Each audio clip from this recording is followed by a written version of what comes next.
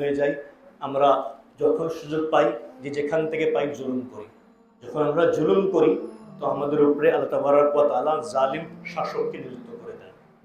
এটাও হাদিসের মধ্যে আসছে। হাদিসটা সনদের এতেবারে মানে বর্ণনা সূত্রে হাদিসটা দুর্বল, বাট এর অর্থ একেবারে সঠিক।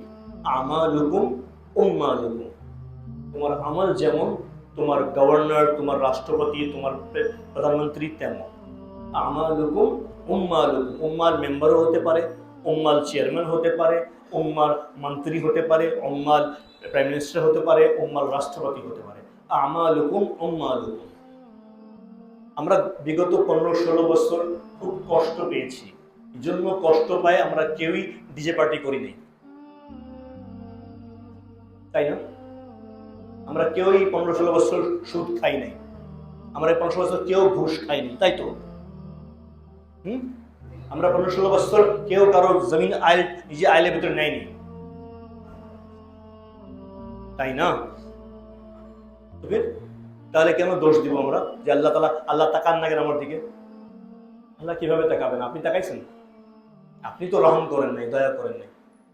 ইরহামু মান ফিল আরদ ইরহামকুম মান ফিস সামা, তো নবী হাদিস না, এটা মিথ্যা হতে পারে? তুমি জমিনের উপর রহম করো, আসমান তোমার উপর রহম করবে। একদম 1 2 2 এ 4, কোনো সেকেন্ড কোনো অঙ্ক নেই এখানে। আমি রহম করলে আল্লাহ আমাকে রহম করবেই করবে, আল্লাহ বলবে, ইয়াকিন রাখেন ইনশাআল্লাহ। আপনি একটা ভালো কাজ করবেন, আল্লাহ তাআলা এর ফলাফল আপনাকে দিবেই দিবে। যে সন্তান পিতামাতার হক রক্ষা করবে তার সন্তান অবাধ্য হবে না ইনশাআল্লাহ, সুম্মা ইনশাআল্লাহ। তবে একটু ব্যাখ্যা আছে, সেজন্য ছোটকাল থেকে তার বাবা মা যাকে যেভাবে তাকে দিন শেখাইছে, আদব শিখাইছে, সেজন্য তার সন্তানকে একটু আদব দিন শেখায় দেয়, তাহলে ইনশাআল্লাহ তার সন্তান তাকে দয়া মেয়ে করবে। যে পিতামাতার অবাধ্য হবে তার সন্তান তার অবাধ্য হবে, ইল্লা মাশাআল্লাহ, হাজারের মধ্যে একজন ব্যতিক্রম হয়। শুনছেন না ঘটনা, যে এক ছেলে বাবাকে পেটাচ্ছে, বাবাকে পেটাইতে পেটাইতে ঘর থেকে টানছে, তোরে আজ আর বাসা রাখবো না, তোর কারণে আমার বাচ্চা বিবি মানে তার ভাষায় আগে তবে কষ্ট পাচ্ছে, তোরে ঘরে রাখবো না। তো টানতে টানতে টানতে ঘর থেকে বের করতেছে, একেবারে উঠান পর্যন্ত নিয়ে আসছে, বাগান পর্যন্ত নিয়ে আসছে। এরপরে অনেকক্ষণ যখন মার খাইছে, বাপ তো কিছু করে খালি চোখ দিয়ে খালি পানি বেরোচ্ছে। তো এক জায়গায় এসে বাপ বলছে, বাস আর মারিস না। ছেলে অবাক হয়ে গেছে, এতক্ষণ মারছি কিছু সাউন্ড করে না, খালি কাঁদে আর কাঁদে। এই জায়গায় এসে বাস আর মারিস না, আর টানিস না। কেন? কি জন্য? তোর দাদারে এই পর্যন্ত টানছিলাম, বুঝছেন? বাবাকে যা বলবো এখানে বসে আছে মেম্বারে, কোনো মিথ্যা কথা বলবো না, বানামলা বলবো না। বাবাকে যে পাত্রে খাওয়া দিত কুকুরকে, এই বিদেশি ঘটনা, দেশি আমার জানা নাই, ঘটনা সত্য ঘটনা, এটা মেবি বিদেশে ঘটনা হবে।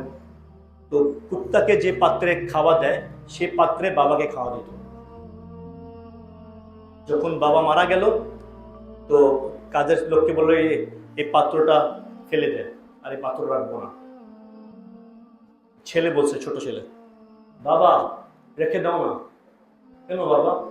তুমি বুড়া হলে তোমাকে এটা খাওয়া দিব।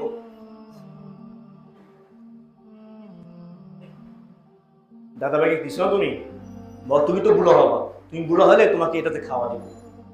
পাইছে? একেবারে পাই গেছে। বাপ বুঝছে এটা আমার হাতের কামাই।